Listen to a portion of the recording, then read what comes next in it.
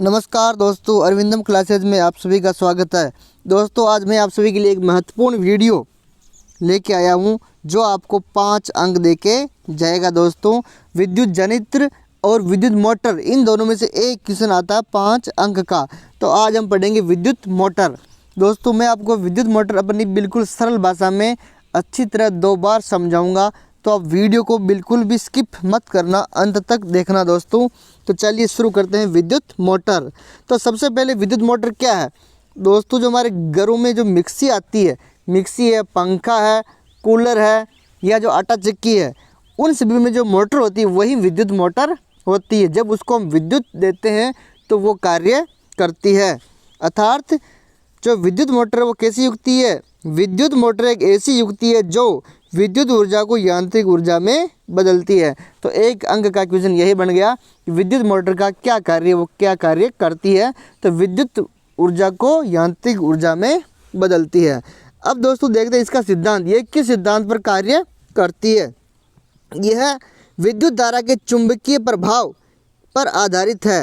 अर्थात यह विद्युत धारा के चुंबकीय प्रभाव पर आधारित है। ये विद्युत धारा के चुंबकीय प्रभाव के सिद्धांत पर आधारित है। जब किसी कुंडली को किसी चुंबकीय क्षेत्र में रखा जाता है तो उस पर एक बल युग्म कार्य करता है जिसके कारण वह गति करने लगती है। जब भी हम किसी धारावाही कुंडली को किसी चुंबकीय क्षेत्र में रखेंगे तो उस पर एक बल कार्य करेगा जिसके कारण वह गति करने लगेगी, और इस बल की दिशा हम फ्लेमिंग के बाएं हाथ के नियम से ज्ञात करेंगे। तो ये इसका सिद्धांत हो गया कि जब भी हम किसी धारावाही कुंडली को चुंबकीय क्षेत्र के बीच में रखेंगे तो उस पर एक बल कार्य करता है, और उस बल की दिशा फ्लेमिंग के बाएं हाथ के नियम से ज्ञात की जाती है, और उस बल के कारण वो कुंडली घूमने लगती है और अपनी मोटर चलने लगती है। दोस्तों तो अब देखते हैं इसकी संरचना कैसी होती है। सबसे पहले मैं आपको संरचना चित्र के द्वारा समझाऊंगा, फिर हम जो ये लैंग्वेज में बात करेंगे। दोस्तों चलिए, तो दोस्तों ऐसी होती है विद्युत मोटर। तो दोस्तों अब देखिए इसकी संरचना। तो दोस्तों विद्युत मोटर में एक स्थायी चुंबक होता है जिसके 2 सिरे होते हैं, उत्तरी ध्रुव और दक्षिणी ध्रुव। उत्तरी ध्रुव को हम एन से लिखते हैं और दक्षिण ध्रुव को एस से लिखते हैं। अर्थात विद्युत मोटर में एक स्थायी चुंबक होता है जिसके 2 सिरे होते हैं, उत्तरी ध्रुव एन और दक्षिणी ध्रुव एस, और उसके बीच में हम एक आयताकार कुंडली को रखते हैं, कुंडली ABCD। देखो आयताकार कुंडली है ABCD। अर्थात एक शक्तिशाली स्थायी चुंबक के 2 ध्रुवों के बीच एक आयताकार कुंडली ABCD को क्षैतिज स्थिति में रखा जाता है। जैसा हमने ABCD इसे रखा हुआ है ऐसे ही इसको रखते हैं। दोस्तों अब देखिए ये आयताकार कुंडली किसकी बनी होती है? तो दोस्तों ये आयताकार कुंडली होती है, इसमें बहुत सारे तांबे के फेरे होते हैं, तांबे के फेरे होते हैं जिसे नरम लोहे की करोड पर लपेटा जाता है, जिसे संयुक्त रूप से आर्मेचर कहते हैं। दोस्तों देखिए जैसे ये हमारी कोई आयताकार नरम लोहे की करोड हो गई, आयताकार नरम लोहे की करोड हो गई, और इसके चारों ओर हम क्या करेंगे? तांबे के तार लपेट देंगे, और इन दोनों को संयुक्त रूप से क्या कहेंगे? आर्मेचर कहेंगे। क्या कहेंगे? आर्मेचर। तो ये जो आयताकार कुंडली ABCD है, इस पे अंदर वाला भाग तो नरम लोहे का करोड होता है और बाहर हम तांबे के बहुत सारे इसने लपेट रखे हैं तार। तो ये होगी हमारी आयताकार कुंडली। आयताकार कुंडली ABCD। अब आयताकार कुंडली के 2 सिरे, एक तो ये सिरा और ये सिरा, दोनों सिरे विभक्त वलय P तथा Q से संयुक्त होते हैं। अर्थात विभक्त वलय क्या? जैसे ये अपनी जो रिंग होती है अंगूठी, ये अपनी ऐसी रिंग होती है विभक्त, ये तो उसको बोलते हैं वलय। क्या बोलते हैं? वलय। लेकिन जब इसे हम बीच में से काट देते हैं, बीच में से काट देते हैं तो इसको कहते हैं विभक्त वलय। अर्थात अपने को ऐसी संरचना प्राप्त होती है, आधा वाला ये रहा वलय और आधा वाला ये रहा, इनको कहते हैं अर्धवलय। क्या कहते हैं? अर्धवलय। तो कुंडली के दोनों सिरे, ये दोनों सिरे अर्धवलय से जुड़े हुए होते हैं जिन्हें विभक्त वलय कहते हैं।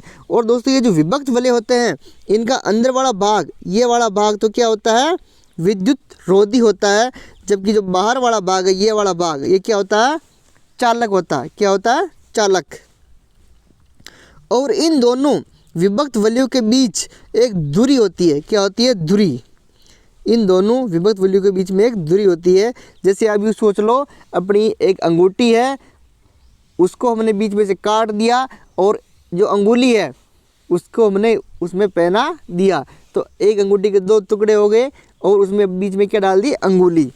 वैसे ये धुरी होती है बीच में तो, और इसके दोनों तरफ विभक्त वलय आधे आधे ऐसे लगे होते हैं, अर्धवलय होते हैं।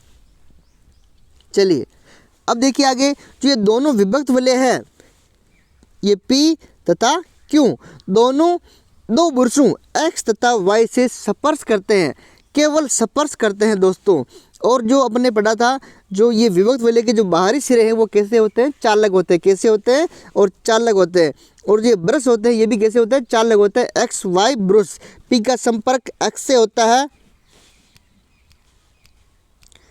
और Q का संपर्क Y से होता है। देखिए ये ब्रश, ये अर्धवलय P है, इसका संपर्क ब्रश X से है। ये अर्धवलय Q है, इसका संपर्क Y से है। और दोस्तों ये ब्रश होते हैं, ये कार्बन की पत्तियां होती है दोस्तों, चालक कार्बन की पत्तियां होती है और दोनों ब्रश तय होते हैं। इसका अर्थ क्या हुआ कि जो हमारे आयताकार कुंडली, ये किससे जुड़ी हुई है, अर्धवलय से। और अर्धवलय किससे जुड़ी हुई है, दूरी से। किससे जुड़ी हुई है, दूरी से।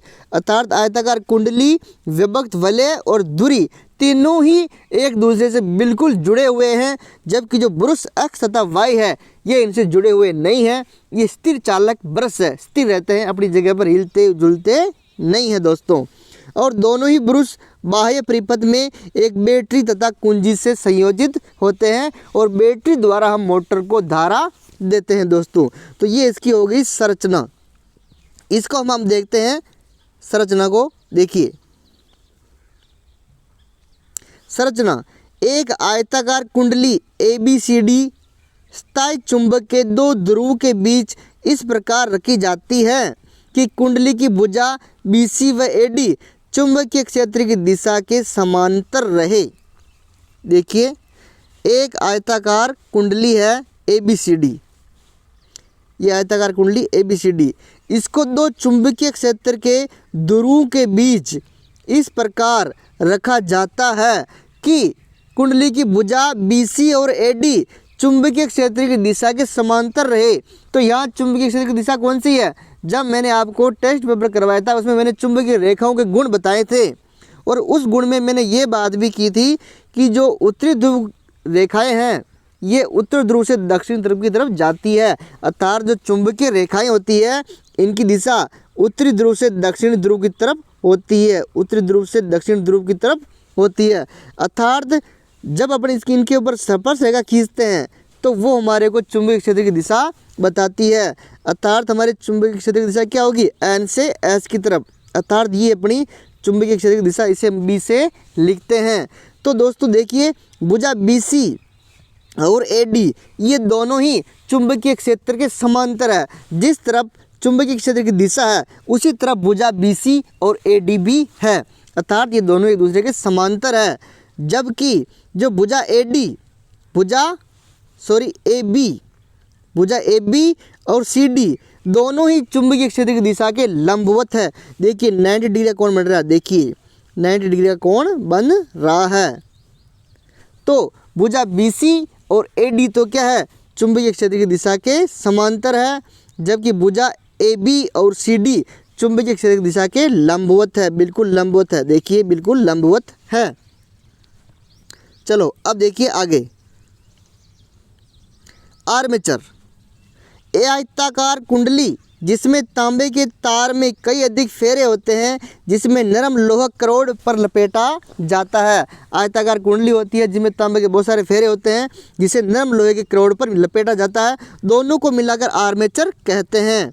देखिए ये हमारी आयताकार कुंडली ABCD है, इस पे ये हमारी लोहे की नरम लोहे की करोड़ है, इसके ऊपर हम बहुत सारे तांबे के फेरे लपेट देंगे। इन दोनों को मिलाकर क्या कहेंगे, आर्मेचर।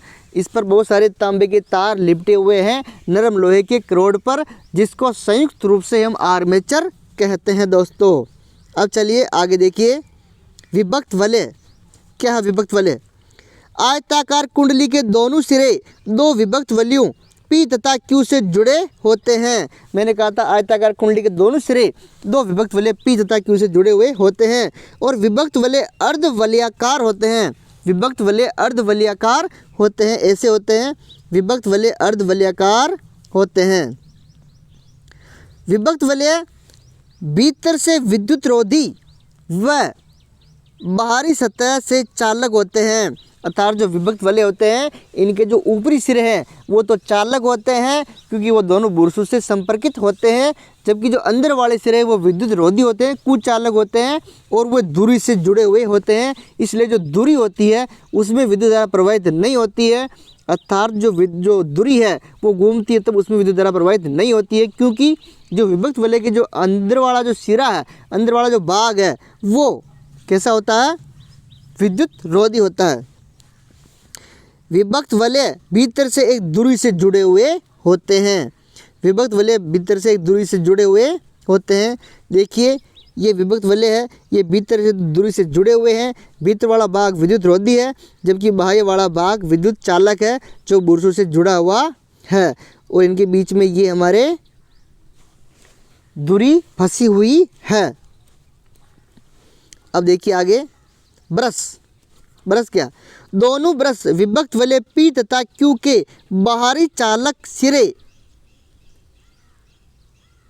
दोनों विभक्त वलय P तथा Q के बाहरी चालक सिरे दो सत्ताई चालक ब्रशों क्रमशः X तथा Y से स्पर्श करते हैं। अर्थात जो ब्रश P है वो Q से स्पर्श करता है और ब्रश X से स्पर्श करता है।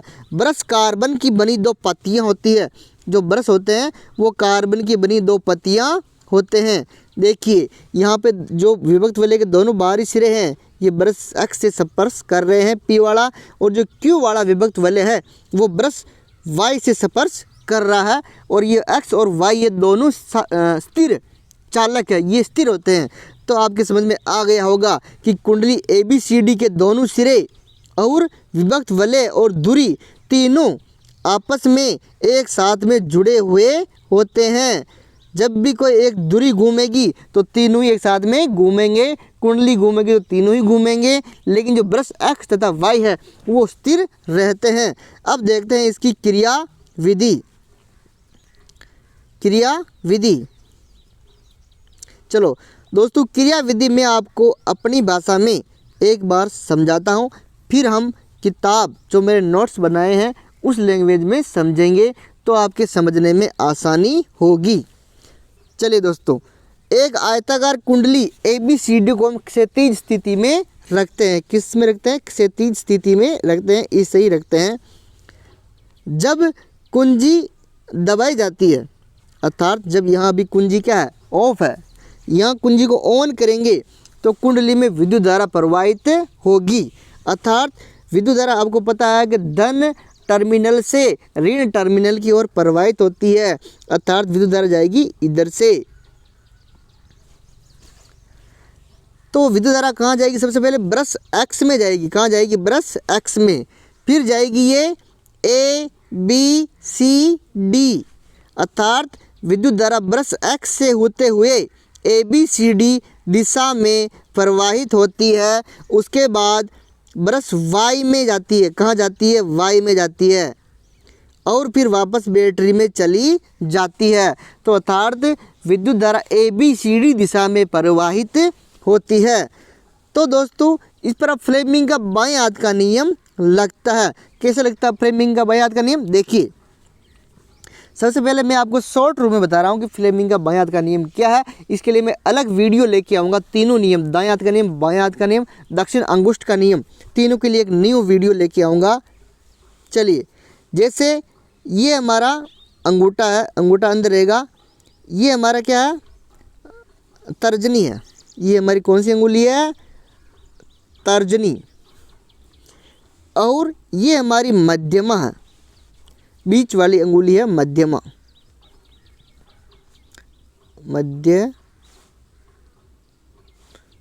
मध्यमा। और ये हमारी बाकी अंगुलियां ऐसे हैं। तो फ्लेमिंग का बाएं हाथ का नियम क्या कहता है कि हम हमारे बाएं हाथ को अंगुलियों को इस प्रकार फैलाएं कि तर्जनी, मध्यमा और अंगूठा तीनों एक दूसरे के लंबवत रहे, अर्थात तीनों के बीच में 90 डिग्री का कोण बनना चाहिए। देखिए यहाँ तर्जनी और मध्यमा दोनों के मध्य 90 डिग्री का कोण बन रहा है। अंगूठा अंदर की तरफ है इसलिए हमको दिखाई नहीं देगा। आप अपने हाथ से प्रैक्टिकल करके देखिए। अपनी तर्जनी को इस तरफ रखिए और मध्यमा को इस तरफ रखिए तो आपका अंगूठा नीचे अंदर की ओर होगा।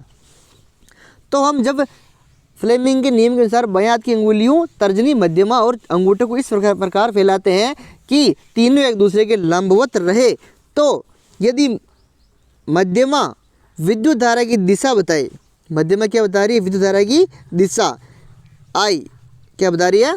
आई।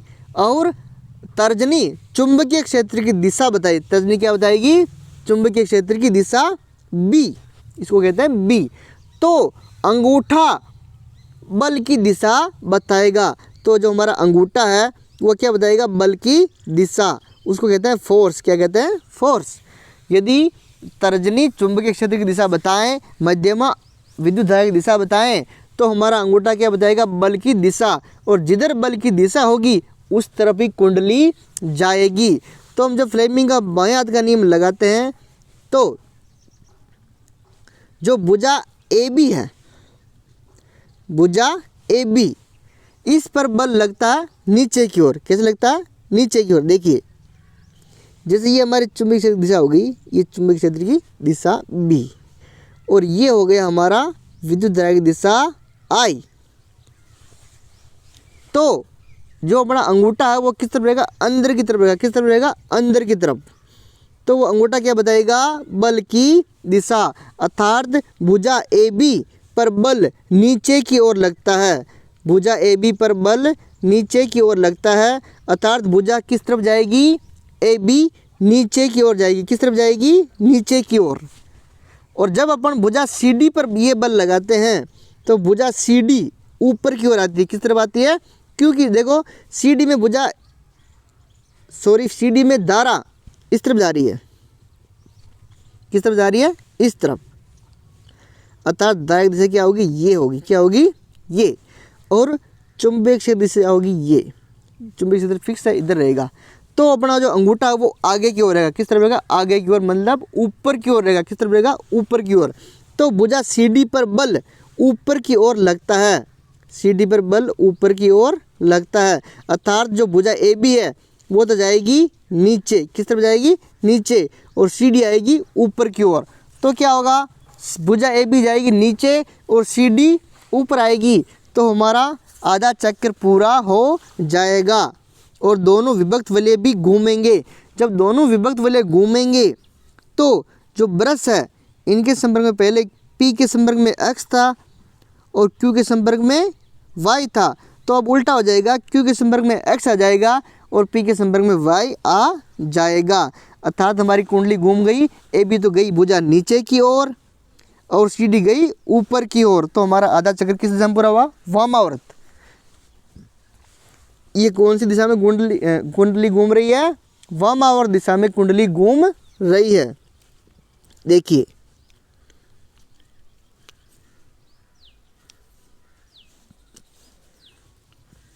देखिए जब भुजा ए बी नीचे गई तो ए बी इधर आ गई और भुजा सी डी ऊपर आई तो भुजा सी डी इधर आ गई, अर्थात और जो विभक्त वलय है वो भी इसके साथ में ही घूम गए, दूरी भी इसके साथ में ही घूम गई। कौन सी दिशा में घूमी? वामावर्त। बाएं हाथ से इस तरफ घूमते इसको कहते हैं वामावर्त और दाएं हाथ से इस तरफ घूमते तो उसको कहते हैं दक्षिणावर्त। तो अभी कुंडली ऐसे घूम रही है तो ये कौन सा हो गया? वामावर्त। कैसा हो गया? वामावर्त। तो ये हमारा आधा चक्र पूरा हो गया है और सी डी भुजा ऊपर आ गई है और ए बी भुजा नीचे चली गई है, तो हमारी इस तरह स्थिति बन जाती है, अर्थात सी डी इधर आ गया और ए बी इधर आ गया, ब्रश क्यू इधर आ गया, ब्रश पी इधर आ गया, अर्थात अब ब्रश क्यू का संपर्क एक्स से है और पी का संपर्क वाई से है। तो अब देखिए धारा की दिशा, अर्थात सबसे पहले धारा कहाँ जाएगी? एक्स में जाएगी। कहाँ जाएगी? एक्स में। फिर एक्स से डी सी बी ए, अर्थात पहले धारा ABCD दिशा में प्रवाहित हो रही थी, अब धारा DCBA दिशा में प्रवाहित होगी। अर्थात अब धारा की दिशा बदल गई है। देखिए X से गई है Q में, कहाँ गई? Q में, और Q से DCBA में प्रवाहित हो गई, और DCBA से कहाँ जाएगी? P में। कहाँ जाएगी? P में। फिर जाएगी ये Y में, और Y से होते हुए वापस बैटरी में चली जाएगी। हमने कहा था कि X और Y तो स्थिर है, दोनों हिलते भी नहीं है, लेकिन जो विभक्त वलय और धुरी और कुंडली तीनों ही जुड़े हुए हैं, तो तीनों एक साथ घूर्णन करते हैं। अर्थात विद्युत धारा की दिशा परिवर्तित हो गई, विद्युत धारा की दिशा उत्क्रमित हो गई, DCBA दिशा में प्रवाहित हो गई। तो जब हम फ्लेमिंग का बायां हाथ का नियम अब लगाते हैं भुजा CD पर, तो भुजा CD आपको पता होगा कहाँ जाएगी? नीचे जाएगी। कहाँ जाएगी? पहले यहाँ भुजा AB थी, वो नीचे गई थी, तो CD कहाँ जाएगी? नीचे। कहाँ जाएगी? नीचे। और भुजा AB में विद्युत धारा इस तरफ प्रवाहित हो रही है, तो भुजा AB कहाँ आएगी? ऊपर। अर्थात भुजा CD पर नीचे की ओर बल लगता है, और भुजा AB पर ऊपर की ओर बल लगता है। तो क्या होगा? वापस उसी दिशा में, वामावर्त दिशा में जो आधा गुणन बाकी था वो पूरा हो जाएगा, और आधा गुणन इस प्रकार पूरा हो जाएगा। इस प्रकार ये क्रम चलता रहता है।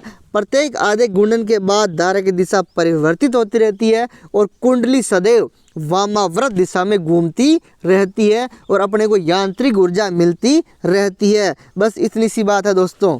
देखिए, तो वापस अपने पहले वाली स्थिति आ जाएगी। जब अपना एक चक्कर पूरा होगा तो वापस भुजा AB यहाँ आ जाएगी, भुजा CD अपने स्थान पर आ जाएगी, ब्रश P X के संपर्क में आ जाएगा, और Q Y के संपर्क में आ जाएगा दोस्तों। तो ये थी इसकी क्रिया विधि। अब इसको देखते हैं अपन नोट्स की लैंग्वेज की। देखिए क्रिया विधि। माना कुंडली ABCD क्षैतिज स्थिति में है, जब कुंजी को दबाया जाता है तो धारा ब्रश से X में प्रवेश करके कुंडली ABCD में प्रवाहित होती हुई Y से वापस बैटरी में आ जाती है। देखिए, जब हमने कुंजी को दबाया तो विद्युत धारा X से गई P में विभक्त वलय में, P से ABCD में गई, और वापस Q में आके Y से वापस बैटरी में चली गई। अब देखिए आगे, फ्लेमिंग के बाएं हाथ के नियम के अनुसार भुजा BC व AD पर कोई बल कार्य नहीं करता है, क्योंकि भुजा, हमने कहा था फ्लेमिंग का नियम क्या है कि तर्जनी और मध्यमा और अंगूठा तीनों एक दूसरे के लंबवत होने चाहिए। अर्थात जब जो लंबवत भुजा होगी उस पर ही बल कार्य करेगा, और जो समांतर भुजा है BC और AD उस पर कोई बल कार्य नहीं करेगा, क्योंकि ये दोनों चुंबकीय क्षेत्र के समांतर है। दोनों चुंबकीय क्षेत्र के समांतर है। भुजा AB पर नीचे की ओर बल लगता है तथा भुजा CD पर ऊपर की ओर बल कार्य करता है। यह बल कुंडली को वामावर्त दिशा में घुमाता है। भुजा AB पर बल लगेगा नीचे की ओर, CD पर ऊपर की ओर लगेगा, तो यह बल कुंडली को वामावर्त दिशा में घुमाता है। देखिए, जो हमारी भुजा ABCD थी, AB, वो तो जाएगी नीचे। कहाँ जाएगी? नीचे। और जो भुजा CD थी वो आएगी ऊपर। कहाँ आएगी? ऊपर। और जब ये कुंडली घूम रही है तो विभक्त वलय भी घूमेंगे, और विभक्त वलय जो कि धुरी से जुड़े हुए हैं, तो विभक्त वलय घूमेंगे तो धुरी भी उसके साथ में घूमेगी। अर्थात कुंडली वामावर्त दिशा में घूमेगी। देखिए आगे, जब कुंडली आधा चक्र पूरा कर लेती है, जब कुंडली आधा चक्र पूरा कर लेती है, अर्थात हमारा आधा चक्र पूरा हो गया, विभक्त वलय अपना स्थान बदल लेते हैं। अर्थात Q X के संपर्क में आ जाएगा और P Y के संपर्क में आ जाएगा। अर्थात अब विभक्त वलय Q का संपर्क X से तथा P का संपर्क Y से होता है।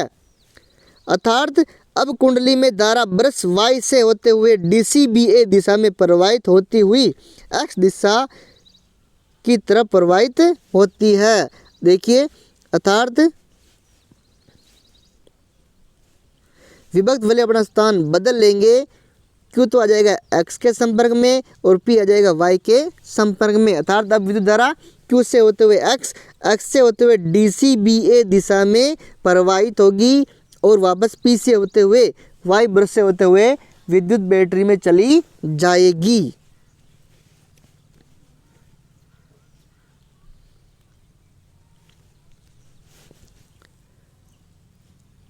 धारा की दिशा उत्क्रमित होने पर बल की दिशा भी उत्क्रमित हो जाती है।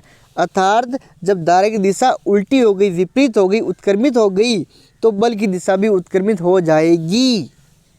अर्थात जो पहले भुजा CD ऊपर आ रही थी वो अब नीचे की ओर जाएगी। कहाँ जाएगी? नीचे की ओर। और जो भुजा पहले AB नीचे की ओर जा रही थी वो कहाँ आएगी? ऊपर की ओर। कहाँ आएगी? ऊपर की ओर। देखिए अब भुजा CD पर नीचे की ओर तथा AB पर ऊपर की ओर एक बल कार्य करता है। अर्थात कुंडली उसी दिशा में अपना आधा चक्र और पूरा कर लेती है। अर्थात जैसे जो पहले कुंडली CD थी वो ऊपर गई थी, अब कहाँ जाएगी? नीचे की ओर बल लगेगा। भुजा AB जो पहले नीचे की ओर बल लगा था अब AB पर ऊपर की ओर बल लगेगा। अर्थात कुंडली अब उसी दिशा में वामावर्त दिशा में आधा चक्र और पूरा कर लेगी।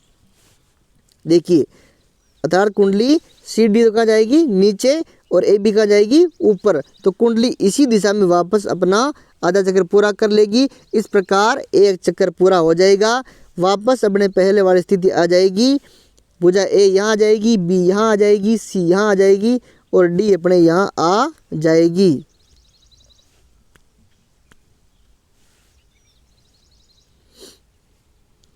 अर्थात वापस A B C D ऐसी अपनी कुंडली हो जाएगी। एक चक्कर पूरा हो जाएगा और इस प्रकार ये क्रम चलता रहता है और प्रत्येक आधे गुणन के बाद धारा की दिशा बदलती रहती है। यह क्रिया चलती रहती है। कुंडली व धुरी साथ में सदैव वामावर्त दिशा में घूमती रहती है। यदि आपसे पूछ ले कि विद्युत मोटर में कुंडली किस दिशा में घूमती है तो वामावर्त दिशा में कुंडली घूमती है और प्रत्येक आधे चक्र के बाद में विद्युत धारा की दिशा परिवर्तित होती रहती है, उसके साथ में बल की दिशा में परिवर्तित होती रहती है। तो दोस्तों ये थी विद्युत मोटर। मुझे पता है आपके समझ में आ गया होगा। अब इसका क्या उपयोग है? इसका उपयोग आटा चक्की, मिक्सर, पंखा, गाड़ियों में होता है। मोटर में धारा को उत्क्रमित करने के लिए विभक्त वलय होते हैं जो दिक् परिवर्तक कहलाते हैं। आपसे पूछ ले कि दिक् परिवर्तक किसे कहते हैं? जो विद्युत मोटर होती है उसमें धारा की दिशा को उत्क्रमित करने का कार्य विभक्त वलय करते हैं, जिन्हें दिक् परिवर्तक भी कहते हैं। यहाँ जो मेन भूमिका है वो विभक्त वलयों की है। किसकी है? विभक्त वलयों की। जैसे ये था अपना ब्रश X, ये था ब्रश Y, ये अभी P से संपर्कित है X और Q Y से संपर्कित है। जब आधा चक्र पूरा होगा तो Q तो आ जाएगा X के पास और Y के पास आ जाएगा P। तो जो धारा की दिशा भी उत्क्रमित हो जाएगी और तो बल की दिशा भी उत्क्रमित हो जाएगी। इस प्रकार प्रत्येक आधे चक्र के बाद विद्युत धारा की दिशा बदलती रहती है, बल की दिशा भी बदलती रहती है और अपना घूर्णन चलता रहता है। सदैव कुंडली वामावर्त दिशा में घूमती रहती है और हमें यांत्रिक ऊर्जा मिलती रहती है दोस्तों। तो इस प्रकार हमारा जो विद्युत मोटर वाला जो चैप्टर था ये पूरा हो गया दोस्तों। ये 5 अंक का क्वेश्चन बनता है विद्युत मोटर और विद्युत जनित्र दोनों में से। तो हम अगले वीडियो में विद्युत जनित्र पढ़ेंगे जो कि इसका बिल्कुल उल्टा है दोस्तों। यह वीडियो आपको अच्छा लगा हो तो अपने दोस्तों को भेजिए, लाइक करिए एंड सब्सक्राइब करिए ऐसे ही वीडियो देखने के लिए। धन्यवाद दोस्तों। जय हिंद, जय भारत। मिलते हैं जल्दी अगले वीडियो में।